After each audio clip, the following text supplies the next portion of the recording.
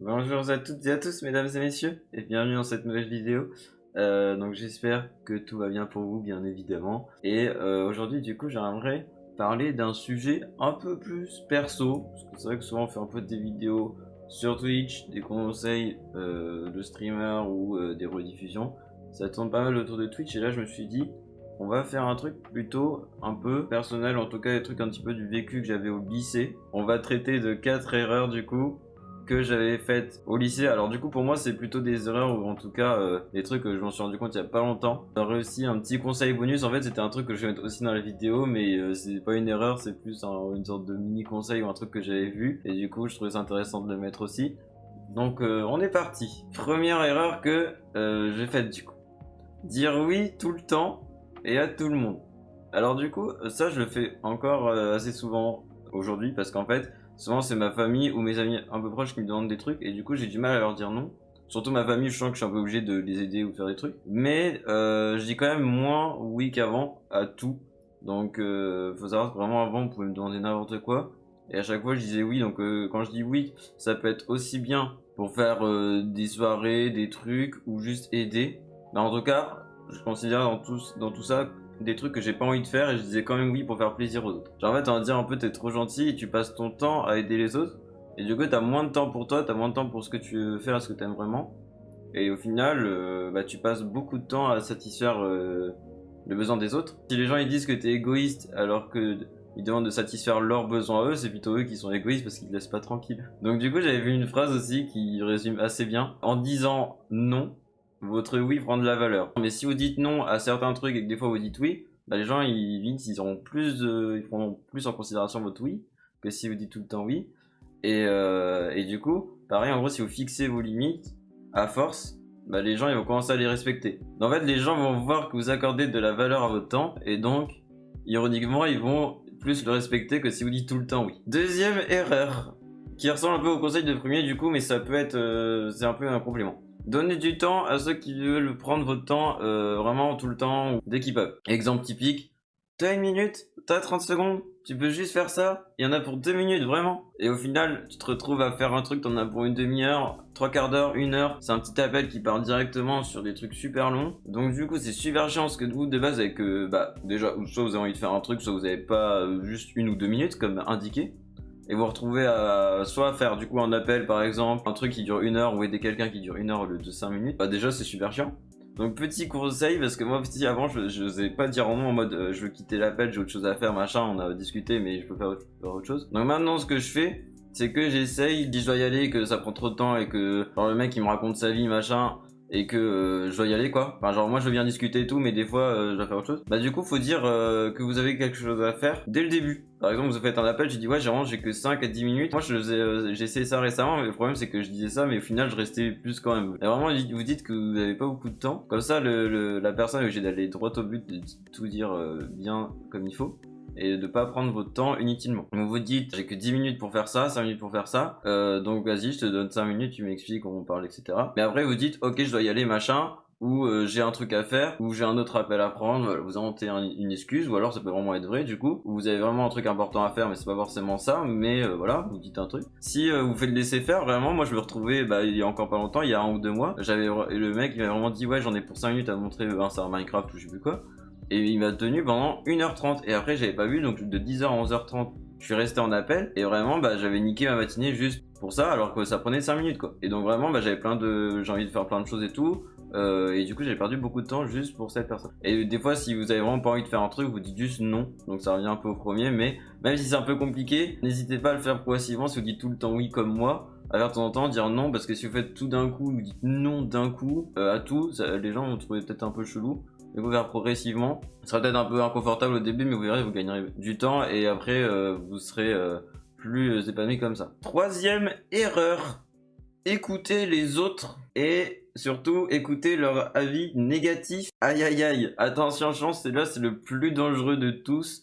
Même si du coup, quand on avait juste avant, on parlait du temps, mais c'est vrai que le temps, ça a quand même une valeur assez énorme parce que du coup, c'est la seule ressource non remboursable. Vraiment, on est en quantité limitée, on sait même pas bah, combien on en a exactement du coup. N'hésitez pas à le dépenser entre guillemets de la bonne manière, de la manière dont vous le souhaitez, et vers des trucs qui vous tiennent à cœur, parce que vraiment on a moins de temps que ce que l'on pense. Troisième conseil du coup, écoutez les autres et leurs avis négatifs. Pourquoi c'est dangereux? Parce qu'en fait, vous pouvez avoir 10 trucs positifs, 10 personnes qui vous font un compliment, et un connard qui vient niquer votre journée et vous dit juste un truc négatif. Donc là on parle d'avis négatifs, pas constructif quoi. Parce que si c'est un avis négatif constructif, souvent c'est les avis qui vont vous faire plus progresser si vous les prenez en compte et que c'est constructif.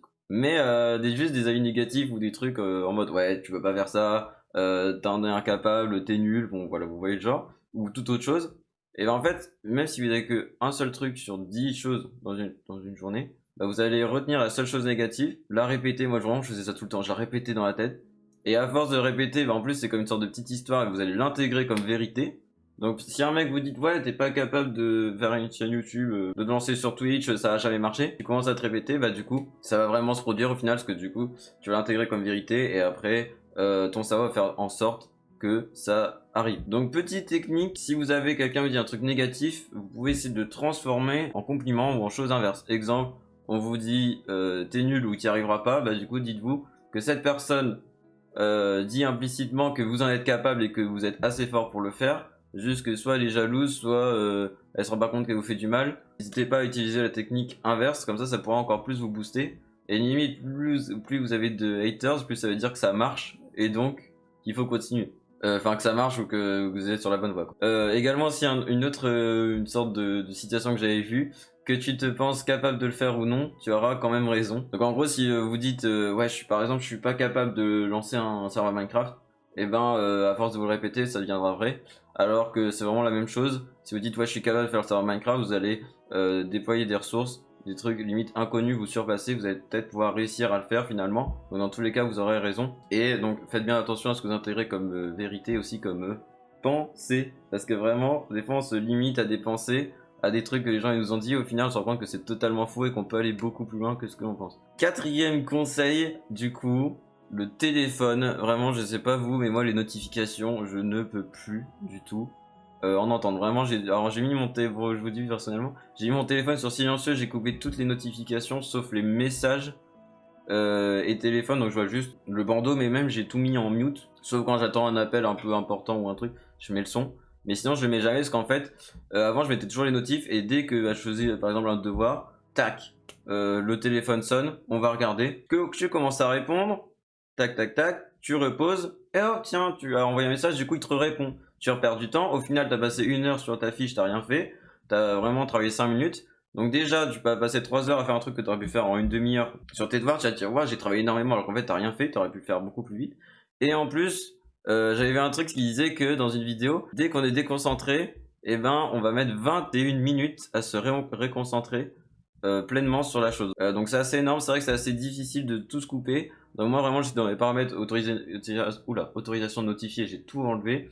Et après j'essaie de mettre dans un endroit assez calme, on peut même pas me déranger même dans la vraie vie ou si mes parents ils ont besoin de moi, je dis bah je suis pas là etc, je fais mon truc. Et pareil après sur Discord des fois j'ai un serveur, je m'envoie des trucs tout seul, là j'ai un bloc-notes. Et donc je coupe toutes les notifs, tous les trucs parce que sinon je suis tenté d'aller voir. Et vraiment des fois on a juste une notif et après on est parti, on perd 10 minutes, 15 minutes, une demi-heure et tout. Donc ça c'est aussi assez important parce qu'en fait des fois les gens vous limite vous auriez des notifs, vont dire ouais j'ai besoin de toi, c'est urgent et tout. Et en fait vous remarquez que 90% du temps, voire même peut-être 95% du temps c'est pas du tout urgent. Ou c'est des trucs genre si tu le vois pas dans l'heure, ben c'est pas trop grave quoi. Voilà, filtrez bien vos notifs, au pire vous mettez vraiment les trucs importants. Mais des fois ouais il y a un pote qui dit ouais machin tu réponds pas et tout machin.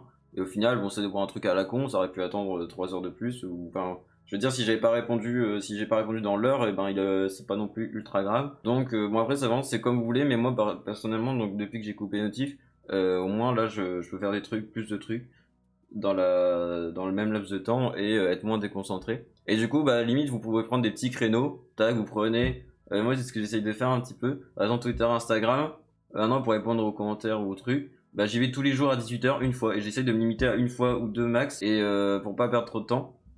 Et pareil de Discord, des messages privés, de répondre tout le monde d'un coup à 18h. Et si les gens ils me répondent et que je suis là tout de suite, bah je réponds vite fait, mais après je vais pas non plus faire des conversations, le but c'est pas non plus de se perdre pendant des heures. Et voilà, bon après si vous avez envie de parler et tout avec la personne et que c'est un truc important, pourquoi pas, mais du coup n'hésitez pas à couper vos tâches, à faire vraiment une seule chose à la fois, parce que c'est comme ça que vous serez le plus productif. C'est bien beau de faire 12 choses en même temps, mais au final tu fais 12 choses en même temps. Tu dois te reconcentrer. Si tu lances une chose et que tu fais la deuxième, que tu reviens sur la première, tu dois te reconcentrer, reprendre, tu perds du temps. Après, au final, t'es un peu perdu et tout, et t'as l'impression d'avoir rien fait. Alors qu'au final, t'as fait 12 tâches quand même à la fin de la journée, mais dans le désordre, un peu n'importe comment. Donc là aussi, conseil bonus qui m'a un peu aidé, donc c'était en terminale au niveau entourage et tout. Après, forcément, ça a beaucoup changé avec la fac parce que quand on passe du lycée à la fac ou dans notre établissement, souvent on perd plein de contacts, plein d'amis et tout. C'est là qu'on se rend compte qui continue à vous parler, qui arrête, etc. Du coup, le conseil bonus, c'est, entre guillemets, attention, analysez votre entourage ou regardez votre entourage proche. Regardez, vous prenez un papier, vous notez les 5 personnes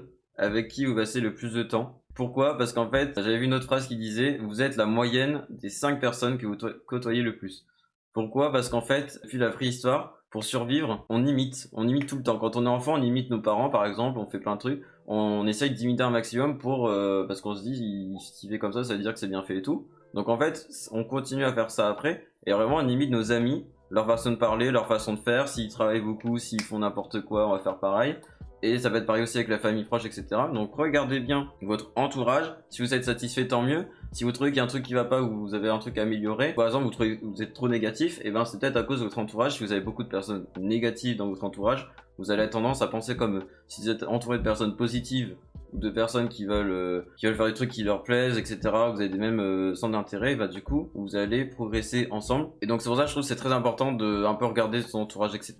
De voir qui on côtoie le plus. Parce que vraiment, l'entourage, ça peut déterminer votre avenir. Genre vraiment, parce que si vous traînez avec des gens qui font un peu n'importe quoi et tout, et ben vous allez suivre leur route. Et donc voilà, donc si vous trouvez que par exemple vous êtes trop négatif, et ben moi par exemple je me suis rendu compte que c'était un peu avec mon entourage d'avant. Parce que par exemple, comme je disais, s'il y en a qui disent des critiques négatives, pareil c'est des mecs qui vous disent des critiques négatives, vous avez tendance à dire des critiques négatives à d'autres gens quoi. Vous sentir un peu mal. Voilà, du coup c'est tout, c'est la fin de cette vidéo, j'espère que vous aura plu. C'est une vidéo comme je vous disais un peu perso, ça change d'habitude. J'espère que mes conseils vous auront plu, enfin c'est des sortes de conseils ou des trucs, des erreurs que j'avais faites du coup au lycée et aussi l'année dernière que j'essaie un peu de corriger cette année pour me libérer, avoir plus de temps, des pensées plus positives. Voilà, donc j'espère que ça vous aura plu, n'hésitez pas à mettre un petit commentaire pour avoir un petit peu de retour. Et puis moi je vous dis à bientôt, bonne journée, bonne soirée, bonne nuit et zoubi!